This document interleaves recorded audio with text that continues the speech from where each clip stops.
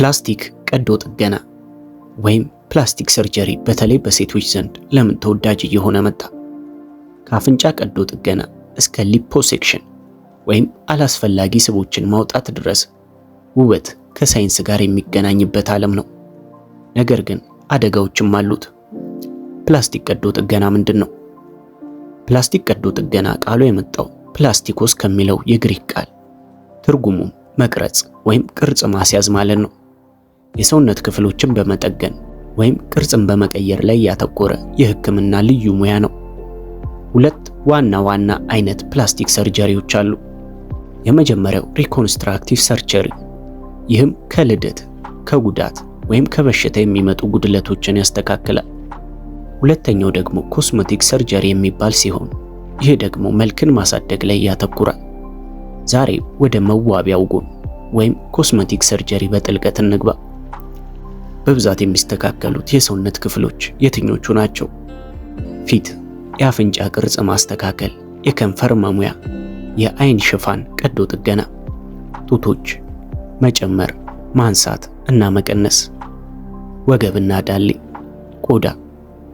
በሌላ አነጋገር እያንዳንዱ የሚታየው የሰውነት ክፍል ሊሻሻል ወይም ቅርጽ ሊቀየር ይችላል። ሴቶች ለምን ያደርጉታል? በራስ መተማመን። አንዳንድ ሴቶች ከቀዶ ጥገና በኋላ የበለጠ ስልጣንና ማራኪነት ይሰማቸዋል። ማህበራዊ ጫና። ከኢንስታግራም ሞዴሎች እስከ ውበት ደረጃዎች ድረስ ፍጹም ለመምሰል የማያቋርጥ ግፊት አለ። የሙያ ወይም የሚዲያ ተጽዕኖ። በተወሰኑ ኢንዱስትሪዎች ውስጥ መልክ ከስኬት ጋር ሊገናኝ ይችላል። ከእርግዝና ወይም ከክብደት መቀነስ በኋላ ማስተካከል ማሚ ሜክኦቨርስ ይበልጥ ተወዳጅ እየሆኑ መጥተዋል። አደጋዎቹና የጎንዮሽ ጉዳቶቹ ግን ተቃራኒውን ጎን ችላ እንበል። የፕላስቲክ ቀዶ ጥገና አስማት አይደለም፣ ከባድ የሕክምና ጣልቃ ገብነት ያለበት ሰርጀሪ ነው። ኢንፌክሽንና ጠባሳ፣ የአነስቴዥያ አደጋዎች፣ የተበላሹ ውጤቶች፣ የስነ ልቦና ተጽዕኖ። አንዳንዶች ጸጸት ይሰማቸዋል ወይም የሰውነት ምስል መዛባት ያዳብራሉ።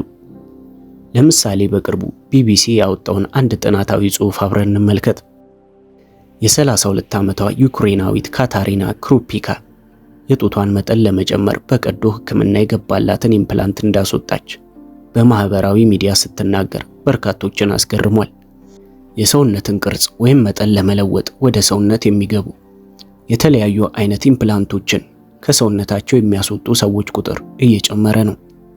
ካታሪና በኢንስታግራም 7.5 ሚሊዮን ሰዎች የጻፈችውን አንብበዋል። ከሰውነታቸው ኢምፕላንቶች ለማስወጣት የሚፈልጉ በሺዎች የሚቆጠሩ ሴቶች መልእክት ልከውላታል። ትልቅ ጡት ደስተኛ እንደማያደርግ ገባኝ፣ ጤነኛም ቆንጆም አያደርገኝም። ልጄ እንደኔ ትልቅ ጡት እንዲኖራት እንደምትፈልግ ስትናገር ኢምፕላንቱን ለማስወጣት ወሰንኩ። ለልጄ ጥሩ ምሳሌ መሆን እፈልጋለሁ ብላለች። ኢምፕላንቶችን ማስወጣት ለምን አስፈለገ? የዓለም ቀዳሚው የሰውነት ማስዋቢያ ቀዶ ሕክምና ተቋም ኢንተርናሽናል ሶሳይቲ ኦፍ ኤስቴቲክ ፕላስቲክ ሰርጀሪ እንዳለው ከጡታቸው ኢምፕላንት የሚያስወጡ ሴቶች ቁጥር በ2019 ወደ 46.3 በመቶ ከፍ ብሏል። ጡት የማሳደግ ቀዶ ሕክምና ከ1990ዎቹ እስከ 2000ዎቹ በ5.4 በመቶ ሲጨምር ከ2022 እስከ 2023 ደግሞ በ13 በመቶ ቀንሷል። ስብ በጡት ውስጥ በማስገባት ወይም ጡት ከፍ እንዲል ማድረግ የተለመዱ የጡት የፕላስቲክ ቀዶ ሕክምና አይነቶች ናቸው። የብራዚል የፕላስቲክ ቀዶ ሕክምና ማህበር ፕሬዝዳንት ዶክተር ብሩኖ ሃርኮኖፍ እንደሚለው ትልቅ ጡት የሚፈልጉ ሴቶች ቁጥር ቀንሷል። አንዳንድ ሴቶች በድጋሚ ኢምፕላንት ማስገባት አይፈልጉም። ኢምፕላንቶቹ ከ10 እስከ 20 ዓመት ካገለገሉ በኋላ ከሰውነት ወጥተው በሌላ ኢምፕላንት ይተካሉ ሲል ባለሙያው ያስረዳል። ከጡት የፕላስቲክ ቀዶ ሕክምና ጋር የተያያዙ የጤና እክሎች ግንዛቤ መጨመሩ በርካቶች ኢምፕላንቶችን ከሰውነታቸው እንዲያስወጡ ምክንያት ሆኗል። ስለ ሲሊከን ህመምና አውቶ ኢሚዩን ሪያክሽን ያለው ግንዛቤ ከፍ ብሏል። የመገጣጠሚያ ህመም፣ የፀጉር መመለጥና የሰውነት ክብደት መጨመር ከሲሊከን ህመም ጋር በተያያዘ የሚከሰቱ ናቸው ይላል ዶክተር ብሩኖ። ኢምፕላንቱን ዙሪያ ካፕሱል ይኖራል። ህመም ሲከሰት ይህን ካፕሱል ማስወጣት የግድ ነው ስትል ዶክተር ክርስቲ ታስረዳለች።